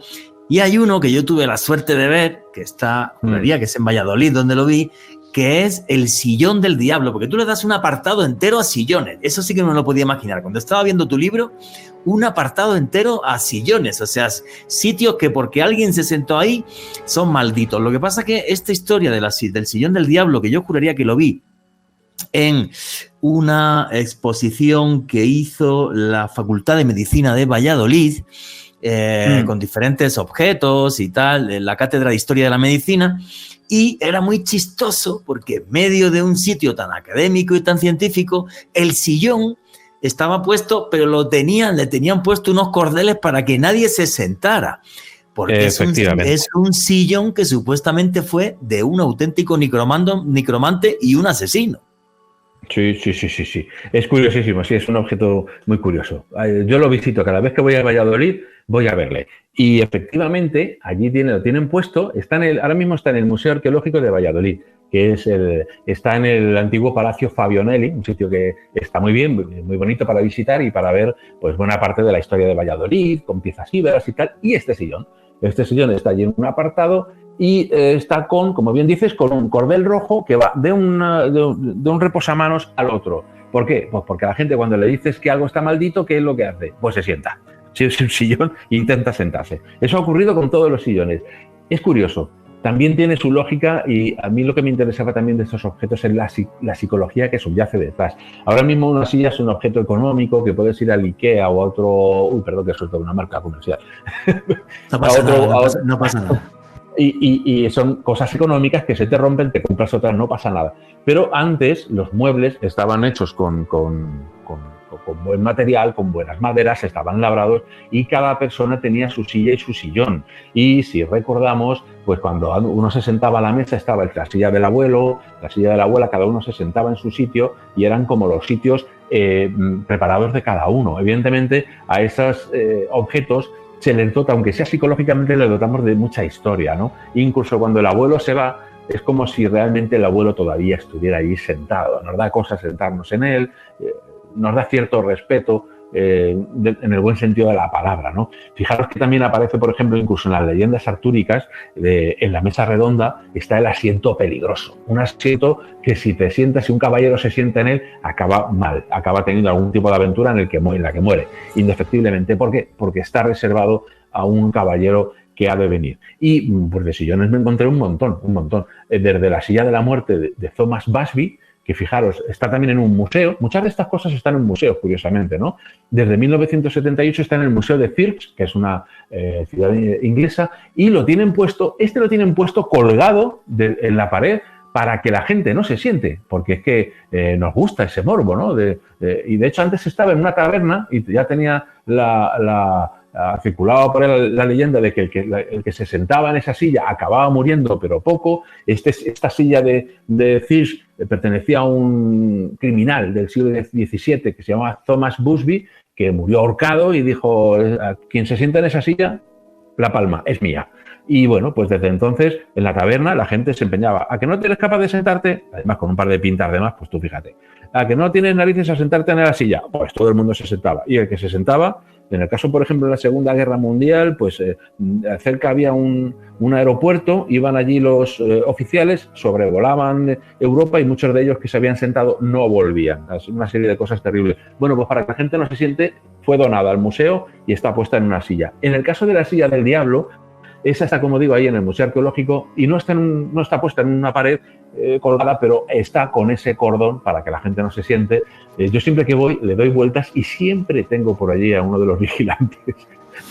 Yo tengo cierta estatura y tengo unas pintas sospechosas, entonces siempre tengo ahí al vigilante dándome vueltas. Y es que es muy loco porque ese sillón del diablo antes estaba colgado boca abajo de la capilla de la Facultad de Medicina de Valladolid. Esto es. O sea, es un tema que les dio tanto miedo porque llegó un chico de portugués, creo que era portugués, sí, de origen sefardí y tal, tenía mucho dinero, tenía una casa maravillosa, pero faltó un niño de uno de los vecinos y resulta que entran allí los guardias y encuentran al tipo haciéndole la vivisección. O sea, lo había matado vivo y le estaba haciendo sus estudios de anatomía por su cuenta. Y entonces se le hace un juicio, obvio, creo que acabó en la hoguera o ahorcado, no recuerdo. Y él comenta que había hecho un pacto con el demonio a través de ese sillón. No sabemos si por las torturas de la Inquisición o porque fue verdad, no lo sé. ¿Tú qué opinas, Javier? Esto fue en 1550, es una cosa que, bueno, tiene ciertos detalles, como todo, ciertos detalles que son reales y otras cosas que parece que se han añadido después. Ocurre en 1550 y quien va allí, en 1550 lo que hacen es crear una facultad de medicina y hay una facultad de anatomía donde solamente hay 3 en ese momento en toda Europa, entonces viene gente de todas partes, ¿no?, a estudiar anatomía, porque antes abrir un cadáver era algo mal visto y allí ya se podía. Bueno, pues Alfonso Rodríguez de Guevara, que es el nombre de este estudiante judío que va allí, y resulta que acaba sabiendo más que su maestro, los compañeros le dicen: madre mía, sabes más que este, ¿no? Y claro, tenía truco, el tío hacía trampas, vivía en un sitio que yo visité, que es la calle Esgueva de Valladolid. Ahí ahora mismo hay un pub que recuerda ese suceso, el del niño perdido. Y por allí pasaba el río Esgueva. Bueno, pues este hombre, desaparece un niño, como bien has comentado, y los vecinos empiezan a ver que en un momento dado el río baja con sangre, baja rojo. Y como el niño ha desaparecido, pues se buscan y evidentemente pues llaman a los guardias, ¿no? Los cuales al entrar, como tú dices, se encuentran con un espectáculo dantesco. El niño abierto, hilos y perros y otros animales por allí. ¿Qué es lo que hacía este hombre? ¿Qué es lo que hacía Rodríguez de Guevara? Andrés de Proaza, que me he confundido el nombre. Alfonso Rodríguez de Guevara es el que instituyó en 1550 la Facultad de Anatomía. Pues Andrés de Proaza, este portugués, viviseccionaba a los animales y viviseccionó al niño, buscando el secreto de la vida. Él decía: yo no voy a abrir muertos, voy a abrir gente viva para ver si encuentro cuál es la chispa de la vida. Esto ya me suena a Frankenstein total. Bueno, pues ahí estuvo, evidentemente, él dijo cuando le apresaron eso, que ese sillón se lo había regalado un brujo navarro y que cuando se sentaba en él tenía ciencia infusa, venía el demonio y le iba contando cosas de medicina, etcétera, ¿no? A partir de ahí surge la leyenda de que eso se puso a la venta, el sillón y todos los enseres de este hombre, pero nadie quiso comprar el sillón. Acabó, como tú bien dices, boca abajo por parte de la universidad. En algún momento dado estuvo rodando por ahí por la universidad. Hay ciertas anécdotas de bedeles que se sentaron en la silla y murieron 2 o 3 días después, y a partir de ahí pues esa fama de silla maldita pues evidentemente ha ido creciendo, ¿no? Bueno, 2 bedeles, de hecho, murieron en 3 días después de sentarse en él.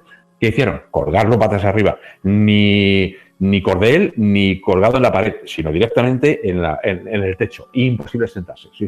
Ahí está. Y es digno de ver. Y además en la capilla, en un lugar sagrado para que no siga molestando. Y bueno, exacto. Fijaros cómo pueden quedar los sitios, los objetos malditos por actividades que tienen que ver con el demonio por parte, en este caso, de este estudiante que era de origen portugués. Javier Arries, estamos llegando al final ya de esta entrevista. Oye, tu conclusión, tu cierre, ¿por qué recomendarías tu libro y qué es lo que más te divirtió cuando lo estabas investigando, cuando lo estabas haciendo? Pues de todo. La verdad es que tengo anécdotas con la investigación del libro, pero muchas. Y más que tengo cuando voy a dar alguna conferencia y hablar, porque estos objetos son muy famosos, pero lo curioso es cuando me viene gente y me dice cosas parecidas a lo que yo narro en el libro. Por ejemplo, las joyas que tienen la fama, y en algún caso, pongo un caso, el del zafiro púrpura de Delhi, que su dueño trata de deshacerse de él, lo arroja a un canal y acaba volviendo a él. Bueno, pues de estas cosas me han contado muchísimas. Luego hay objetos curiosísimos como la caja Dybbuk, ¿no? De la cual también se hizo una película y que supuestamente contenía un Dybbuk, un espíritu que muere, de una persona que muere joven y quiere hacer algo que no hizo en vida y posee a otras y está encerrada allí. Todo tipo de cosas. Lo que me encontré son que muchos objetos en realidad pues eran leyendas que no tenían ningún fundamento, ¿no? Como la momia de la mala suerte, que se puede ver ahora mismo en el Museo Británico y dicen que se hundió con el Titanic. Pero señores, ¿cómo se ha hundido en el Titanic y está en el museo? Bueno, pero lo que sí es curioso es que las historias que rodean a estos objetos, muchos de ellos, como digo, te dejan con la duda. Otros son fakes, pero son fakes maravillosos de los cuales se podrían sacar novelas y películas maravillosas, fascinantes. Y una cosa, Juan, que has dicho antes, que nos hablan mucho de cómo y de quiénes somos, ¿no? De nosotros mismos, de nuestra naturaleza. Y luego, eso sí, objetos de los que hay casualidades que te dejan pensando, ¿no? Sobre todo los lugares malditos, lugares en los que han ocurrido cosas y cuya estadística a mí me sorprende mucho, ¿no? Porque es en pocos metros cuadrados se acumulan una serie de sucesos luctuosos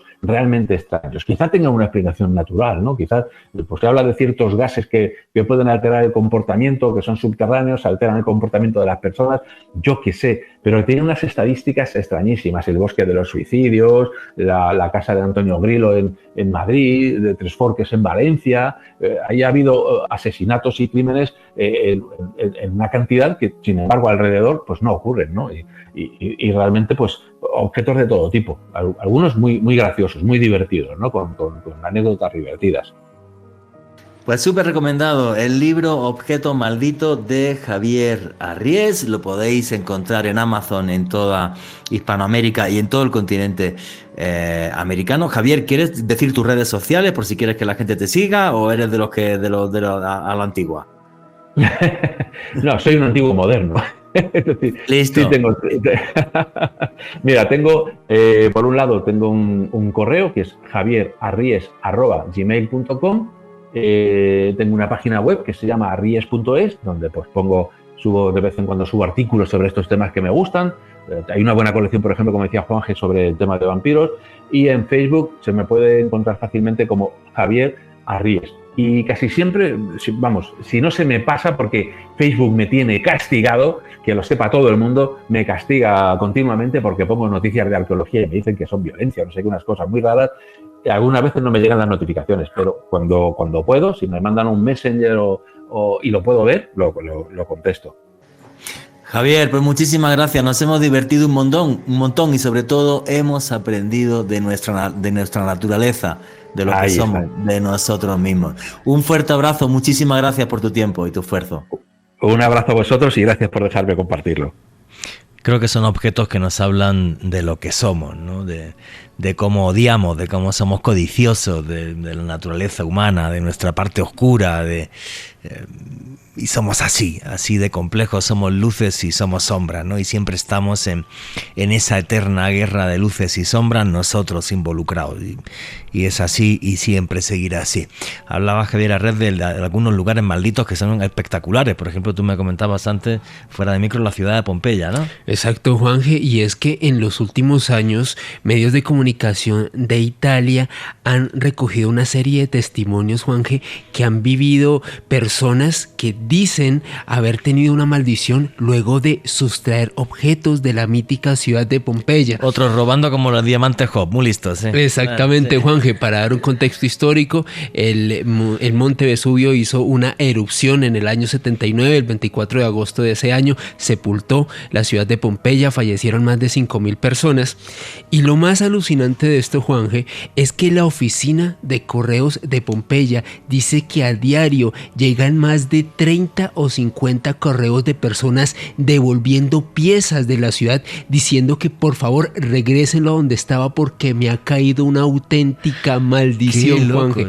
Entre ellas, el diario italiano Il Messaggero recoge el testimonio de Nicole, una turista canadiense, quien en el año 2005 sustrajo unos trozos de mosaicos de mármol, también una parte de una ánfora de Pompeya, y dice esta mujer, Juanje, que a partir de que ella se llevó estos objetos hasta su casa, entró en una racha alucinantemente mala, tuvo cáncer de seno en 2 oportunidades, tuvo que someterse a una doble mastectomía, problemas económicos, problemas familiares a nivel general, y esa mujer decidió devolver estas piezas allá a Pompeya, diciendo que claramente ella había irrespetado el dolor de esas personas que habían fallecido, prefería quitarse eso de encima y regresarlo a su sitio de origen. Y también muy alucinante, Juanje, el testimonio de 2 turistas estadounidenses, Alastair y Kimberly, quienes de hecho devolvieron también, Juanje, unas piezas que habían robado de Pompeya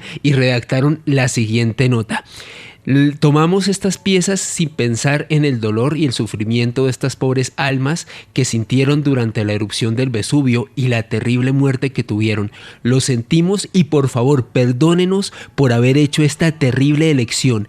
Que sus almas descansen en paz. Esa nota acompañaba a unos objetos que habían sustraído de Pompeya. Y que venía todo el mundo con robar cosas de Pompeya. Se ve que esto era fácil por ahí y tal, y entonces sí, el souvenir te lo ahorran, ¿no? Pero mira, al final le sale caro la broma. Yo recuerdo me acuerdo ahora mismo, pero muchos años, madre mía, más de 25 años.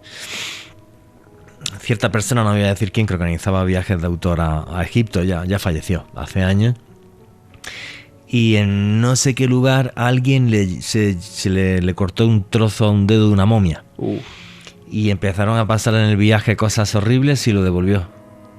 Wow. También, sí. Y hay un sitio que a mí me alucina con esto de las maldiciones, porque la estadística la tritura, que es el Palacio Darío. El Palacio Darío en Venecia, que se construye en 1487. Hay gente que dice que es hermoso. A mí me parece horrible. No me gusta. No me gustan ni las fotos que he visto del interior. Demasiado barroco para mi gusto y tal. No me gusta nada. Pero fíjate, el primer dueño, Giovanni Darío, que dice: constrúyeme un palacio bien fastuoso para mi hija, que tengo toda la plata. Para su hija Marieta Darío. Él lo hace, bueno, el tipo también que lo diseñó pensó en un cementerio templario con 3 plantas que simboliza el inframundo, el mundo en que vivimos, el mundo de los dioses, con un montón de chimeneas, un jardín inmenso. Bueno, pues el Palacio Darío, Marieta Darío y su esposo, que son a los que le dan el palacio, se arruinan. Marieta se suicida y Vincenzo es acuchillado. Los Bárbaro, que es la familia de ella se quedan con el palacio y uno de ellos es asesinado. El hijo de Marietta y de Vincenzo también es asesinado. En el siglo XVII el gobernador de Candia lo compra y es asesinado. El siguiente dueño es un tratante de diamantes, un tipo muy rico, era armenio, Arvid Abdol, y acabó como mendigo en Venecia, murió en la calle en la ruina total y absoluta. Y lo que es flipante ya es el siglo XX, porque en el siglo XX lo compra Random Brown, un novelista británico, se va con su amante y se suicidan los dos. Luego lo compra Charles Biggs, que es un tipo multimillonario norteamericano que es acusado de ser homosexual, se va para allá y lo asesinan en México. 1964 lo va a comprar el tenor Mario del Mónaco y el día que va a firmar el contrato se estrella con el coche 8 meses en el hospital y no lo compró. Digo, claro. Esto ya no me gusta. Luego lo compra el príncipe Filippo Giordano, también acusado de ser homosexual. Se lleva allí a su amante, que era un croata, y lo asesina. El amante se va a Londres y lo asesinan en Londres antes de que lo trinque la policía. Wow. O sea, en 1974 lo compra Christopher Lambert, que era el manager del grupo The Who, y lo dijo en prensa, no duermo, dormía, o sea, se compra un palacio que cuesta millones de dólares y se iba a dormir a un hotel que había cerca, porque decía que por la noche había fantasmas. Se va a ver a su madre a Londres, se cae por la escalera de la casa y se mata. El palacio se lo queda la hermana, lo hereda la hermana, y aparece desnuda, muerta en un descampado y nunca se sabe ni quién la mató ni qué pasó. Es una cosa de loco. Ya la última tragedia de todo esto, en 1993 lo compra un financiero italiano con mucha plata, Raúl Giuliani, se arruina y se suicida. Y ahora no está claro ni siquiera si tiene dueño o no. Es una cosa súper loca. Yo no me compro esa casa ni me quedo ahí a dormir ni por el rechino. Ni regalado. Ni regalado. Alejandra Bernal, tu conclusión y tu cierre, amigo. Sin lugar a dudas, Juanje, objetos que revisten una energía oscura, maldiciones que han sido en este caso datadas por este gran invitado, Javier Arries. Y no olviden que me pueden seguir en redes sociales a través de Instagram en @alebernalpress con @S. Nunca subestimen el poder de las palabras, el poder de sus pensamientos, ya que si nos pegamos a la oscuridad tendremos para toda la vida. Así que vivan la luz. Es mucho más divertido, mucho más sencillo y mucho más gratificante. Y nunca olviden que vivimos en un mundo mágico porque está repleto de misterio.